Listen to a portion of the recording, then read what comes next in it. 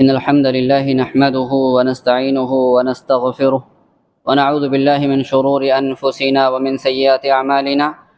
من يهده الله فلا مضل له ومن يضلله فلا هادي له. ونشهد أن لا إله إلا الله وحده لا شريك له ونشهد أن محمدا عبده ورسوله. أما بعد فإن خير الحديث كتاب الله وخير الهدي هدي محمد صلى الله عليه وسلم وشر الأمور محدثاتها وكل محدثة بدعة وكل بدعة ضلالة وفي رواية الضلالة في النار. أعوذ بالله من الشيطان الرجيم. بسم الله الرحمن الرحيم. يا أيها الناس اتقوا ربكم الذي خلقكم من نفس واحدة وخلق منها زوجها وبث منهما رجالا كثيرا ونساء واتقوا الله الذي تساءلون به والأرحام إن الله كان عليكم رقيبا. يا أيها الذين آمنوا اتقوا الله حق تقاته ولا تموتن إلا وأنتم مسلمون. يا أيها الذين آمنوا اتقوا الله وقولوا قولا سديدا يصلح لكم أعمالكم ويغفر لكم ذنوبكم ومن يطع الله ورسوله فقد فاز فوزا عظيما. وقال جل وعلا في محكم تنزيله يا أيها الذين آمنوا ادخلوا في السلم كافة وقال فإن آمنوا بمثل ما آمنتم به فقد اهتدوا. قابل احترام حاضرین جمعہ، نوجوان ساتھیوں، بزرگوں، پیارے بچوں، پردہ-نشین، عزت مآب ماؤں اور بہنوں، اللہ رب العزت کا بے انتہا کرم، فضل، توفیق اور احسان کہ اس نے ہمیں آج کے اس سے مبارک دن میں، مبارک جگہ میں، مبارک گھڑی میں ہم سب کو جمع اکٹھا کیا. آئیں دعا کریں کہ رب کریم ہم سب کو جنت میں بھی اسی طرح سے یکجا فرمائے. بنا کسی تمہید کے پچھلے جمعہ کے اندر ہم نے اس موضوع پہ بات کی تھی کہ مسلمانوں کے بیچ میں اتنے سارے فرقے کیوں ہیں، یا مسلمانوں کے بیچ میں فرقہ واریت کیوں ہے. اسی سلسلے کو آگے بڑھاتے ہوئے، اسی موضوع کو جاری رکھتے ہوئے مزید کچھ باتیں ہم دیکھتے ہیں کہ فرقہ واریت مسلمانوں کے بیچ میں کیسے وجود میں آئی. اور ہم نے اصول اہل السنہ والجماعہ کی روشنی میں دیکھا تھا کہ فرقے کس طرح سے بنتے ہیں. تو ہم نے یہ شروع میں ذکر کیا تھا کہ اہل السنہ والجماعہ کے بنیادی طور پہ 8 اصول ہیں. انہی 8 اصولوں کی مخالفت کرنے کی وجہ سے، اس طرح سے نہ ماننے کی وجہ سے جس طرح سے صحابہ نے اس کو سمجھا اور مانا، نہ ماننے کی وجہ سے فرقوں کا وجود میں آتا ہے. اسی چیز کو ہم آج کے خطبے میں انشاءاللہ دیکھنے کی کوشش کریں گے. اس سے پہلے کہ ہم شروع کریں، ہم یہ دیکھ لیں کہ یہ موضوع اہم اور ضروری کیوں ہے، اور ایسا کیوں ہے کہ ہمیں اس موضوع پر تفصیلاً بات کرنی چاہیے. جمعہ کے خطبات میں بھی بات ہونی چاہیے، مختلف دروس میں بھی بات ہونی چاہیے اس موضوع پر، اور جلسے اور محاضرے بھی اسی نام سے ہونے چاہیے. اور بطور والدین کے، بطور پیرنٹس کے، ہمیں اپنی اولاد کو ان اصولوں کی بنیادی طور پہ تعلیم دینی چاہیے. اس طرح اس نام سے اس موضوع پر اگر کہیں پروگرام ہوتا ہے، کہیں اگر مشائخ کا محاضرات وغیرہ ہوتے ہیں، دروس ہوتے ہیں، تو ہمیں خود بھی شامل ہونا چاہیے اور اپنے اہل و اولاد کو بھی شامل کرنے کی کوشش کرنا چاہیے. کیوں؟ ہمیں ابھی دیکھتے ہیں. 2 حدیثیں ہمارے سامنے ہیں. اللہ کے نبی صلی اللہ علیہ وسلم فرماتے ہیں کہ میں نے اپنے رب سے دعا کی، دعوت ربی بثلاث، میں نے اپنے رب سے دعا کی 3 چیزوں کی. تو اللہ رب العزت میں ان میں سے 2 دعاؤں کو قبول کیا، ایک دعا کو رد کر دیا. 2 کون سی دعائیں ہیں جس کو اللہ رب العزت نے قبول کیا؟ ایک یہ کہ ان کے اوپر اللہ یسلط علیہم غیرہم، ان کے اوپر کوئی ایسی کافر قوم کو مسلط نہ کر دے جو انہیں جڑ سے نیست و نابود کر دے، جو مسلمانوں کو دنیا سے ختم کر دے، ان کا نام و نشان مٹا دے. ایک دعا یہ کی. اللہ تعالیٰ نے اس دعا کو قبول کر لیا کہ ایسا نہیں ہو سکتا ہے کہ کوئی غیر قوم مسلمانوں پہ مسلط ہو جائے اور مسلمانوں کو کا دنیا سے نام و نشان مٹا دے. ایسا نہیں ہو سکتا. اللہ نے اس دعا کو قبول کر لیا. دوسری دعا یہ کی کہ ان پر ایسی مصیبت نہ نازل فرما کہ یہ بھوکے مر جائیں. اللہ نے بھی دعا قبول کر لی. پتہ کیا چلا؟ بھوک سے ہم نہیں مر سکتے، بھوک سے مسلمان نہیں مر سکتا. اور جو ہم غربت کا رونا رو رہے ہیں یہ غربت نہیں، یہ عیاشی کا رونا رو رہے ہیں. ہمیں عیاشی کرنے نہیں مل رہا اس لیے ہم رو رہے ہیں، غریب نہیں مسلمان. تو کہا کہ کافر ہمیں تباہ نہیں کر سکتے، بھوک سے مسلمان نہیں مر سکتے. تیسری میں نے دعا کیا اللہ یجعل بأسہم بینہم، کہ ان کو آپس میں نہ لڑانا. اللہ تعالیٰ نے یہ دعا قبول نہیں کی، کہا کہ ان میں فرقہ واریت باقی رہے گی. تو اب کیا کرنا؟ ہمیں یہ فرقہ واریت قائم رہے گی مسلمانوں کے بیچ میں. تو اب ہماری اور آپ کی ذمہ داری ہے کہ اب اس حدیث سے ایک اور حدیث ملائیں، پھر ہم خلاصہ کرتے. اللہ کے لمبی حدیث ہے. اللہ کے نبی صلی اللہ علیہ وسلم فرماتے ہیں کہ تم لوگ میرے بعد، قیامت کی لمبی حدیث ہے، قیامت کی نشانیاں بتا رہے ہیں. پھر فرمایا انتم تتبعونی افنادا جنودا مجندہ، کہ تم میری اتباع کرو گے، میرے پیچھے چلو گے، میرا نام لو گے، لیکن کیسے کیسے؟ مختلف فرقوں میں بٹ کر کے. نام رسول کا لوگے، کلمہ رسول کا پڑھو گے، میرے پیچھے آؤ گے، لیکن کیا کرو گے؟ مختلف فرقوں میں بٹ کر کے. فَيَضْرِبُ بَعْضُكُمْ رِقَابَ بَعْضٍ، اور بعض کی گردنوں کو مارے گا. ایک مسلمان دوسرے مسلمان کو قتل کرے گا کافر کہہ کر کے، اپنا مخالف کر کے. پتہ کیا چلا؟ اس حدیث کا خلاصہ یہ نکلا کہ مسلمانوں کو یہود و نصارہ سے خطرہ کم ہے، کافروں سے خطرہ کم ہے. سب سے زیادہ اگر ہمیں اور آپ کو کسی سے خطرہ ہے تو خود مسلمانوں کی فرقہ واریت ہے. اور یہ فرقہ واریت ایسی ہے کہ اسے قریب ہے کہ تباہ کر دیتی اگر اللہ رب العزت نے یہ قیامت تک باقی رکھنے کی ضمانت نہ لی ہوتی اس دین کو. تو اتنی خطرناک فرقہ واریت ہمارے بیچ میں. اور آج دنیا کے حالات دیکھیں، امریکہ بعد میں حملہ کرتا ہے، رشیا بعد میں قبضہ کرتا ہے، لیکن سب سے پہلے مسلمانوں پر کوئی مسلط ہوتا ہے تو مسلمانوں ہی کی ایک جماعت مسلط کی جاتی. تو اب مسلمانوں کے بیچ میں فرقہ واریت ختم کرنا ہے تو اصول کیا ہوں، بنیاد کیا ہوں، ہمارے اور آپ کے بیچ میں ایجنڈا کیا ہو جس ایجنڈے پر ہم متفق ہوں. بھائی ایک چیز کوئی کمیٹی بنتی تو اس کا ایجنڈا ہوتا کہ ہمارا ایک ایجنڈا ہے، جن کو کام کرنا ہے مل کر کے آئے، ایجنڈا مانتا ہے تو آؤ، نہیں ماننا ہے تو جاؤ. اسلام بھی یہی کہتا ہے اگر ایک اسلام میں داخل ہونا ہے تو یہ 8 اصول ہیں جس کا ذکر ہم نے کیا.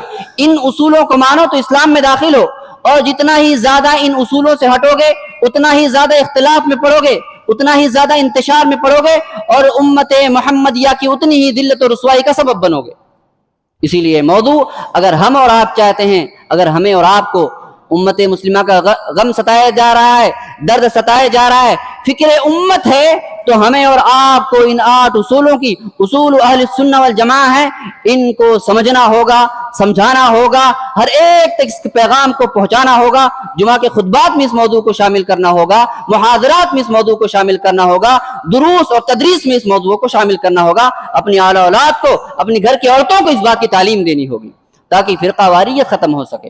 ہوائی فائرنگ کرنے سے مسلمان اتحاد نہیں ہو سکتے، بڑے بڑے لیکچر دینے سے، سینہ ٹھوک کر کے مسلمانوں کو جمع کرنے سے ایسے اتحاد قائم نہیں ہوتا. ان بنیادی چیز، یہ اصول ہے، یہ اللہ رب العزت کا منشور ہے جو اس نے زمین پہ نازل کیا ہے، اور صحابہ نے اس پر عمل کر کے دکھلا دیا. اگر لگے کہ یہ تو پاسبل نہیں لگتا ہے تو صحابہ کی مقدس جماعت نے اس کو پاسبل کر کے بھی دکھا دیا ہے. یہ ممکن ہے، آپ ان پر عمل کرو، دنیا تمہارے قدموں میں آئے گی. انہی 8 اصولوں پر صحابہ نے عمل کیا تو کیا ہوا؟ صرف 23 سال کے عرصے میں، 20 سے 30 سال کے عرصے میں اللہ نے آدھی دنیا کو قدموں میں ڈال دیا، انہی اصولوں پہ عمل کرنے کی برکت ہے. اور جب ان اصولوں سے ہٹے تو اللہ نے ان کی زمینوں کو خود ان پر ہی تنگ کر دیا. اور آج ہمارے گھر بھی محفوظ نہیں، آج ہمارے عبادت خانے تک محفوظ نہیں، ہمارے لیے ہمارے عبادت خانے تک محفوظ نہیں. کیوں؟ ان اصولوں سے روگردانی کی وجہ سے.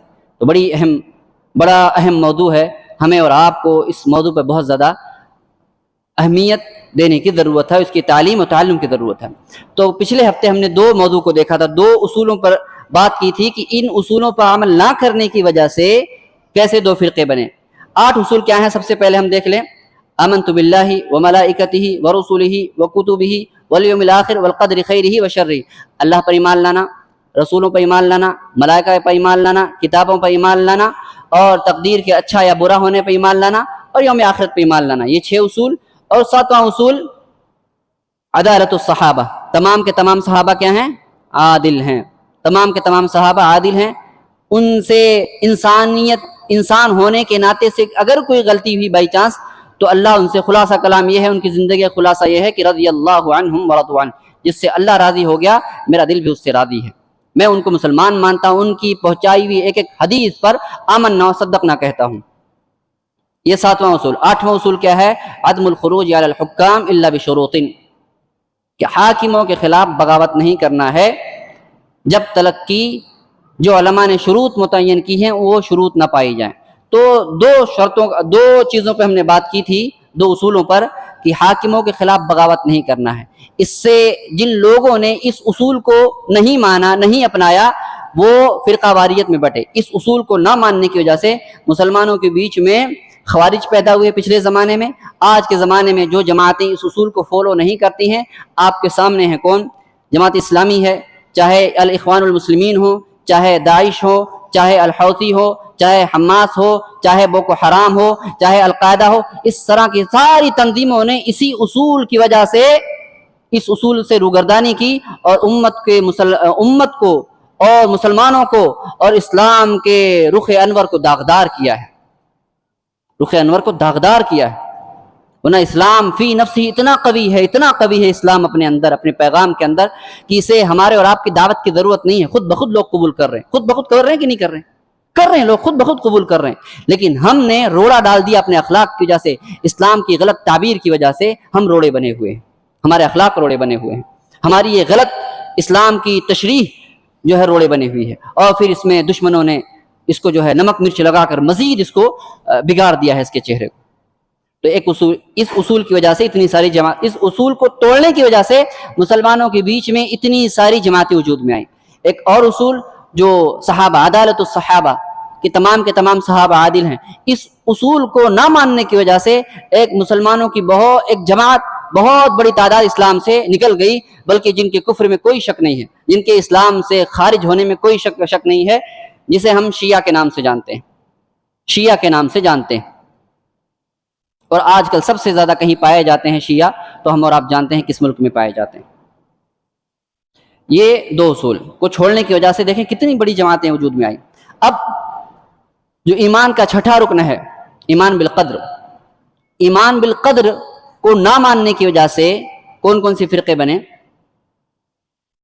ایمان بالقدر کا معنی کیا ہے؟ سب سے پہلے ایمان بالقدر کا معنی یہ ہے کہ اللہ رب العزت نے جو بھی اچھا برا ہمارے بارے میں فیصلہ کیا ہے، اگر اچھا ہے تو اس پہ شکر کرنا، اور اگر کچھ برا ہو رہا ہے ہمارے ساتھ اس پر صبر کرنا، بنا شکوہ بنا شکایت کے، اور عقیدہ رکھنا کہ جو بھی اچھا ہوتا ہے اللہ کی مرضی و مشیت سے ہوتا ہے، اللہ کے حکم سے ہوتا ہے، اور جو کچھ بھی برا ہوتا ہے اللہ رب العزت کے حکم سے ہوتا ہے، گرچہ اللہ اسے پسند نہیں کرتا ہے، لیکن اللہ کا امر یہی ہے، اللہ کی مشیت یہی ہے، اللہ کا ارادہ یہی ہے کہ ایسا ہونا تھا تو ہوا۔ اس اصول کو نہ ماننے کی وجہ سے آج کے زمانے میں کوئی ایسا فرقہ باقاعدہ طور پہ ایسا نہیں ہے جو صرف ڈائریکٹ اسی اصول کو نہ انکار کرتا ہو، لیکن پہلے کے زمانوں میں جبکہ صحابہ موجود تھے، خلفائے راشدین موجود تھے، ایسے فرقے اور ایسی جماعتیں پیدا ہوئی جنہوں نے اس اصول کو نہیں مانا، اس اصول کی مخالفت کی اور فرقوں کی شکل اختیار کر گئے۔ صحابہ نے رد کیا، علماء نے رد کیا، اور اس وقت کے خلفاء نے رد کیا، جس کی بنا پر یہ فرقہ تو بطور فرقہ ختم ہو گیا، لیکن ان کے آثار آج بھی باقی ہیں، ان کے آثار اور اثرات آج بھی باقی ہیں، جس کی وجہ سے آج بھی وہ ان کے اقوال، ان کی جو تھاٹس تھی، جو فکر تھے، جو نظریہ تھا، وہ نظریہ آج بھی مسلمانوں کے بیچ میں باقی ہے، جس کی وجہ سے مسلمان آج بھی تشدد اور انتشار کا شکار ہے۔ یہ کون لوگ ہیں؟ پہلے کے زمانے میں، صحابہ کے بعد کے زمانے میں ایسا ہوا کہ کچھ لوگ جب دیکھا کہ مسلمانوں پر خوشحالی آئی، اچھے ایام آئے، تو لوگ عیاشی میں پڑ گئے، گناہوں میں پڑنے لگے۔ تو بعض نیک قسم کے لوگ دیکھتے کہ اتنے سارے برے کام ہو رہے ہیں، جہالت کی بنا پہ انہوں نے یہ کہا، بنا علم کے وہ لوگوں کی اصلاح کرنے کھڑے ہو گئے، بنا علم کے وہ لوگوں کی اصلاح کرنے کھڑے ہو گئے۔ تو انہوں نے یہ کہا کہ یہ جو کچھ بھی ہو رہا ہے، جو کچھ بھی گناہ کے کام ہو رہے ہیں، یہ اللہ نے یہ نہیں لکھا ہے، بندے خود سے کر رہے ہیں. یعنی اللہ کو نہ اس کی خبر ہے اور نہ ہی اللہ نے ان کاموں کو پیدا کرنے والا ہے. اللہ نے ان کاموں کو پیدا نہیں کیا، اللہ کی مرضی و مشیت سے کام نہیں ہو رہا ہے، بندوں خود سے یہ کام کر لیتے ہیں. گویا انہوں نے یہ دعویٰ کیا یہ جو کام کر رہا بندہ خود سے ان افعال کو پیدا کر لیتا ہے، یہ خود سے کر رہا، اللہ کا کوئی دخل نہیں. یہاں تک کہ بندہ جب گناہ کر رہا ہوتا ہے تو اللہ کو پتہ نہیں ہوتا ہے، جب گناہ کر لیتا ہے تب پتہ چلتا ہے کہ ہاں یہ گناہ ہوا. کیوں انہوں نے ایسا کہا؟ انہوں نے اس بنا پر، جہالت کے بنا پہ کہا. ان کا شبہ یہ تھا کہ اگر اللہ کو ہم یہ کہیں کہ اگر اللہ کو پتہ ہو یہ گناہ دنیا کے اندر ہو رہا ہے تو اللہ نے روکا کیوں نہیں، منع کیوں نہیں کیا؟ بھائی ہم اور آپ اگر ہمارے اندر طاقت ہو، ہم برائی ہوتے ہوئے دیکھتے تو روکتے کہ نہیں روکتے؟ روکتے ہیں. ہمارے اندر تھوڑا سا خیر ہے تو برائی ہوتے ہوئے دیکھتے تو روک دیتے ہم. تو اللہ جو صرف خیر ہی خیر ہے، جو صرف خیر ہی خیر ہے، وہ گناہ کو ہوتا ہوا دیکھ لے پھر بھی وہ کیسے ہونے دیتا ہے اس کام کو؟ نہیں، اس کا مطلب یہ ہے کہ اللہ کو خبر نہیں ہوتی ہے اس کا، اللہ رب العزت کو. تو انہوں نے انکار کیا کہ اللہ کو خبر نہیں ہوتی. تو ان کو کہا گیا قدریہ. ان کو کیا کہا گیا؟ قدریہ کہا گیا. ابن عباس وغیرہ نے بھی رد کیا کہ یہ لوگ مجوس ہذہ الامہ، اس امت کے مجوسی ہیں، اس امت کے مجوسی ہیں. کیوں؟ اس قول کا مطلب یہ نکلا کہ جو لوگ یہ کہتے ہیں کہ یہ جو کام بندہ گناہ کا کام کر رہا ہے یہ اللہ کو پتہ ہی نہیں، تو یہ جو کام ہوا اس کو، یہ کام اللہ نے پیدا ہی نہیں کیا کیونکہ اللہ کو پتہ نہیں تھا. تو اس کام کو پیدا کرنے والا، بنانے والا، عدم سے وجود میں لانے والا خود انسان ہے، خود انسان ہے. اور انہی لوگوں کے بارے میں اللہ کے نبی صلی اللہ علیہ وسلم نے فرمایا کہ مجوس هذه الامه القدریہ، کہ اس امت کے مجوسی کون ہوں گے؟ قدری لوگ ہوں گے جو اس طرح کی بات کرتے ہیں. تو اب یہ جو قدری فرقہ ہے، معتزلہ وغیرہ، یہ طاقت میں آ گیا. ایک وقت تھا کہ بادشاہوں پر یہ چھا گئے، بادشاہ کے دماغ پہ چھا گئے. اور جو احمد بن حنبل وغیرہ کو ستایا گیا، یہی لوگ تھے، انہوں لوگوں نے پریشان کیا. جو مارا گیا کوڑے سے احمد بن حنبل کو، امام اہل السنہ والجماعہ جو کی ہیں، بہت مارا امام احمد بن حنبل کو، علماء کو جیل میں بند کروا دیا. اور شاید ہی کوئی ایسا بڑا نام ہو، سارے علماء کو جیل کے اندر بند کروا دیا. امام احمد بن حنبل جو کہ قائم رہے. تو معتزلہ نے بات، اب ان کا جواب دینے کے لیے ایک اور گروہ تیار ہوا. اب یہ بھی بنا علم کے اٹھا، یہ بھی بنا علم کے اٹھا، ادھورے علم کے ساتھ. کہا کہ ایسا نہیں ہے، آپ لوگ جو کہہ رہے ہو غلط ہے. جو کچھ بھی کرتا ہے انسان کرتا ہے اللہ کو پتہ ہوتا ہے. اب یہ جواب دینے میں مبالغہ کر گئے کہ بندہ جو کچھ بھی کرتا ہے اس کے اندر بندے کو اختیار نہیں ہوتا، بلکہ جو کام بھی دنیا کے اندر ہوتا ہے سب اللہ کی مرضی اور مشیت سے ہوتا ہے، سب اللہ سب کاموں کو پسند کرتا ہے. مبالغہ کر کے جواب دینے میں، مبالغہ کر کے. کیسے؟ کہ اگر کوئی بندہ گناہ کر رہا ہے، یہ لوگ کہہ رہے ہیں کہ اگر بندہ گناہ کر رہا ہے تو اللہ کو پتہ نہیں چلتا، نعوذ باللہ من ذالک. اب یہ جواب دینے کھڑے ہوئے، کہا کہ نہیں ایسا نہیں ہے، تم غلط بات کر رہے ہو کہ بندہ جو بھی گناہ کرتا ہے یہ صرف اللہ کی مرضی و مشیت سے ہوتا ہے. اللہ یعنی بندے کو کوئی اختیار ہی نہیں ہے اس کام میں، بندے کو کوئی اختیار ہی نہیں ہے، اللہ جو چاہتا ہے کرواتا ہے اپنے بندے سے. تو انہوں نے بندے کو کیا کر دیا؟ کالریشتی فی الریح، کالریشتی فی الریح، جیسے ریشہ جو ذرات اڑتے ہیں، جیسے ریشہ چڑیا وغیرہ کا پخ، جیسے ذرات ہوا میں اڑتے رہتے ہیں، اسے ہوا جس طرح چاہتی اڑا کے لے کے چلی جاتی ہے، ایسے بندے کا کوئی اختیار نہیں، اللہ جس طرح سے چاہتا ہے اس کے ساتھ کرتا رہتا ہے، بندے کا کوئی دخل نہیں ہے. تو کیا ایسا معاملہ ہے بندے کے پاس اختیار نہیں ہے؟ ہے اختیار. انسان اپنی زندگی میں خود دیکھتا ہے کہ اس کے پاس اللہ نے اختیار دیا ہے. بھائی دو راستے ہیں، اس کو پتا ہے کہ اس راستے جانا، وہ چاہے تو ادھر بھی جا سکتا ہے، وہ چاہے تو ادھر بھی جا سکتا ہے. تو اختیار ہے، لیکن انہوں نے سراسر بندے کے اختیار کو انکار کر دیا. اب یہ جو لوگ، جن لوگوں نے انکار کیا، ان لوگوں کو کہا گیا جبریہ، جبر. کہا کہ بندے کے ہاتھ میں کوئی اختیار ہی نہیں. اور یہ جبریہ جو فرقہ ہے یہ آگے چل کر کے باقاعدہ جو نیک لوگ قسم کے تھے ان لوگوں کے اندر باقاعدہ طور پہ عقیدہ بن گیا. اور یہی لوگ آگے چل کے صوفی کے نام سے مشہور ہوئے.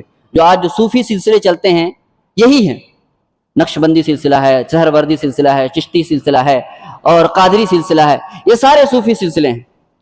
اور ان کے اندر آپ عوام یہ بات نہیں ملے گی، عوام کے اندر یہ بات نہیں ملے گی.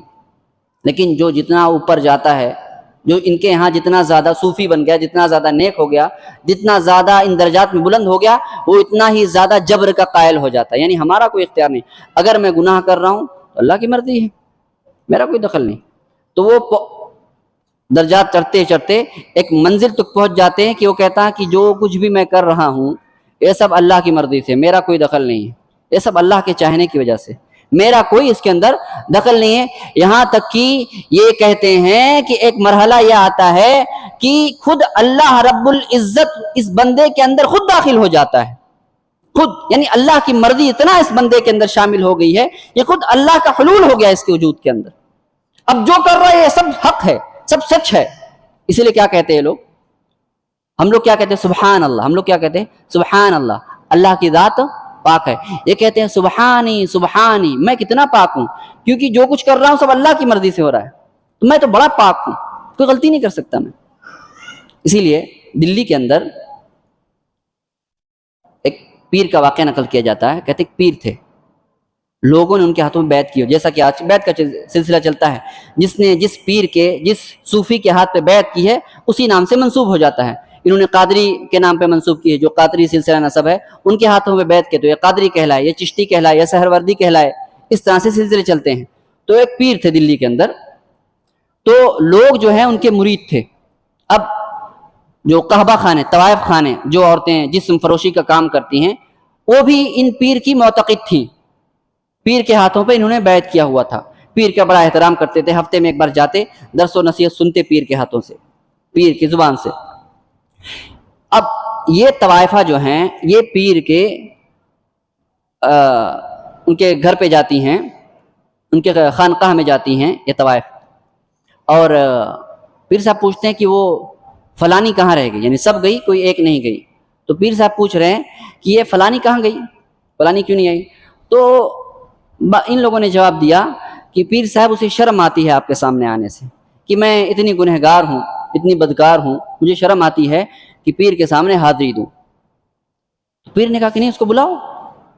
اب یہ آئی، طائفہ آئی، تو پیر صاحب کہتے ہیں، جو الفاظ ہیں وہ کہتے ہیں، اجی شرماتی کیوں ہو، اس میں شرمانے والی کیا بات ہے، جو فاعل ہے وہی تو مفعول ہے، اور جو مفعول ہے وہی تو فاعل ہے۔ سمجھ میں بات، جو فاعل ہے وہی مفعول ہے، یعنی آپ کا تو کوئی اختیار نہیں ہے، زمین و آسمان، خالق مخلوق سب ایک ہیں، بندہ معبود سب ایک ہیں، عابد اور معبود دونوں ایک ہیں، جو رب ہے وہی بندہ ہے، جو بندہ ہے وہی رب ہے، جو فاعل کرنے والا ہے جو کرانے والا دونوں ایک ہیں، شرمانا کیا اس میں؟ اللہ اکبر، آپ دیکھیں کہاں تک بات جا کر کے پہنچی، کیا بات کہی کہ شرمانے کی کیا بات ہے، ہم سب مجبور محض، ہمارے ہاتھ میں کچھ بھی نہیں ہے، گناہ کرو تو یہ بھی اللہ کی طرف سے، خالص اللہ کے حکم، اللہ کی پسند کی وجہ سے گناہ ہو رہا، اللہ کی پسند کی وجہ سے گناہ ہو رہا۔ تو زنا جیسا کام بھی کیا ہے، گناہ کا کام نہیں ہے، اسی لیے آپ ان کو دیکھو گے کہ زناؤں میں ملوث ملیں گے، لت مت ملیں گے، نمازوں سے کورے، نمازوں کی پابندی نہیں ملے گی ان کے ہاں، نمازوں کی دعوت نہیں دیں گے، نمازوں سے کہیں زیادہ یہ آپ کو اس بات کی دعوت دیں گے کہ آپ پیر کے ہاتھ پہ بیعت کرو، نجات پا جاؤ گے، جو خالق ہے وہی مخلوق ہے۔ تو یہ جبر کا سلسلہ اتنا ان کے ہاں عام ہو گیا صوفیوں کے ہاں کہ انہوں نے خالق مخلوق کے ایک کر دی، یہ یہاں تک معاملہ جا پہنچا کہ بعض پیر لوگوں سے کہا گیا کہ تم یہ کہتے ہو خالق مخلوق ایک ہے، کوئی فرق نہیں تمیز کے، کوئی فرق نہیں نا، جو رب ہے وہی بندہ ہے، اور جو عابد ہے وہی معبود ہے، سب ایک ہے زمین و آسمان۔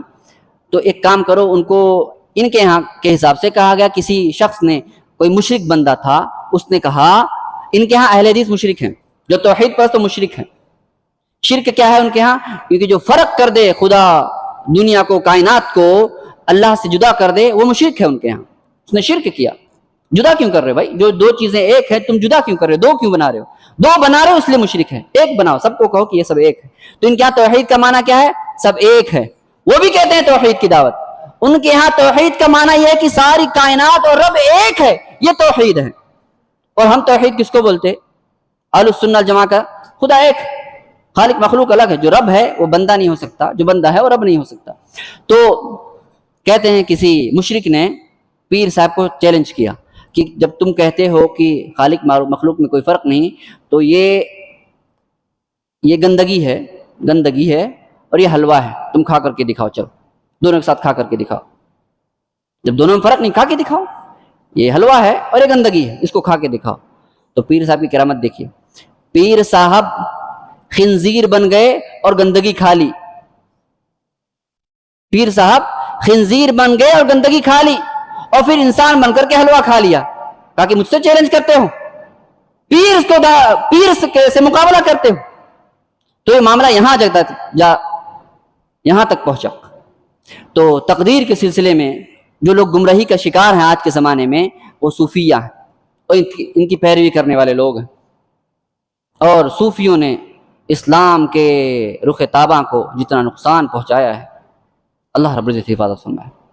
ایک جرمن فرانسیسی کہتا ہے، جب انہوں نے الجزائر پر قبضہ کیا، الجزائر جب کالونیاں تھی نا، ہندوستان پہ انگریزوں نے قبضہ کیا، افریقہ کے اکثر ممالک پہ کن کا قبضہ تھا؟ فرانسیسیوں کا قبضہ تھا۔ ایک مل بانٹ کر کے بندر بانٹ چل رہا تھا، کھایا انہوں نے، ہندوستان وغیرہ ایشیا وغیرہ پہ انگریز کا قبضہ تھا، اور جزائر افریقہ وغیرہ پر فرانسیسیوں کا قبضہ تھا۔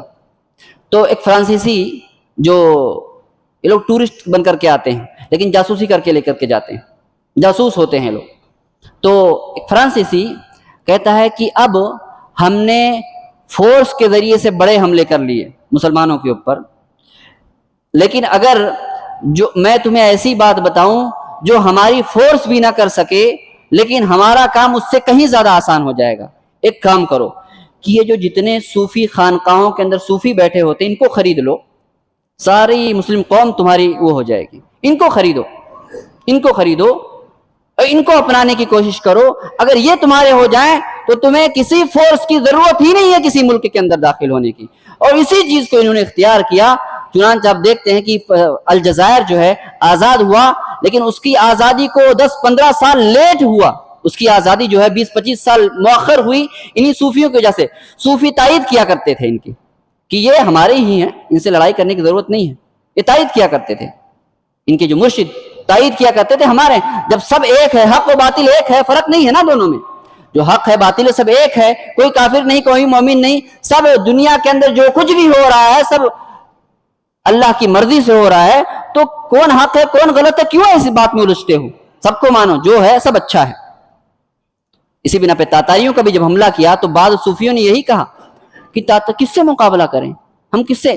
شیخ الاسلام ابن تیمیہ رحمہ اللہ تاتاریوں سے جہاد کیا، انہوں نے مقابلہ کیا، میدان جنگ میں اتر کے جہاد کیا، اور جہاد میں جیتنے کے بعد حکومت بادشاہوں کے حوالے کر دی، پھر خود سے دین کی تعلیم کے اندر لگ گئے۔ لیکن اس وقت کے صوفی نے کہا کس سے لڑیں ہم، خالق و مخلوق ایک ہے، تمیز کرنا شرک ہے، ہم کسی سے نہیں لڑے، صوفی نہیں لڑے۔ اسی لیے آپ کو دیکھے گا کہ صوفیوں نے کبھی کوئی جہاد نہیں کیا، تو ان خانقاہوں نے جزائر کی اور افریقہ وغیرہ کے اندر فرانسیسیوں کو غلبہ دینے میں ایک لمبا کردار ادا کیا۔ تو یہ تقدیر کے اندر مخالفت کرنے کی وجہ سے یہ پیدا ہوئے، تقدیر کی مخالفت کرنے کی وجہ سے صوفیہ پیدا ہوئے۔ اور جہاں تک ایمان قضا و قدر یوم آخرت کے تعلق سے ہے، تو عمومی طور پہ مسلمانوں کے بیچ میں غفلت ملتی ہے، جو اس سلسلے میں کوئی باقاعدہ طور پہ فرقہ تو وجود میں نہیں آیا، لیکن ایک اہم بات جو ہم اور آپ کو نوٹ کرنے جیسی ہے وہ یہ کہ ہم اور آپ کہتے ہیں یہ بات کہ بسا اوقات کئی بار کہتے ہوئے سنا ہوگا کہ اہل حدیث عقیدے میں پکا ہوتا ہے، لیکن کمی کیا ہے اس کے اندر؟ عمل نہیں کرتا۔ کیا بات سچی ہے بات؟ ادھوری بات ہے۔ اگر اہل حدیث عقیدے میں پکا ہوتا تو کبھی بھی عمل میں کوتاہی نہیں ہوتی، اس کے کبھی بھی عمل میں کوتاہی نہیں ہوتی، اس کے عقیدے میں کمزوری ہے۔ بقیہ باتیں انشاءاللہ پھر کبھی انشاءاللہ تفصیل سے بیان کرنے کی کوشش کریں گے۔ رب کریم سے دعا کرتے ہیں کہ رب کریم ہمیں دین حق کو اچھی طرح سے سمجھنے کی توفیق دے، اللہ رب العزت ہمیں مکمل طور پہ اسلام میں داخل کر دے، اللہ رب العزت ہمیں پہلے اپنے ایمان کی اور آخرت کی فکر کرنے کی توفیق دے۔ وآخر دعوانا الحمدللہ رب العالمین۔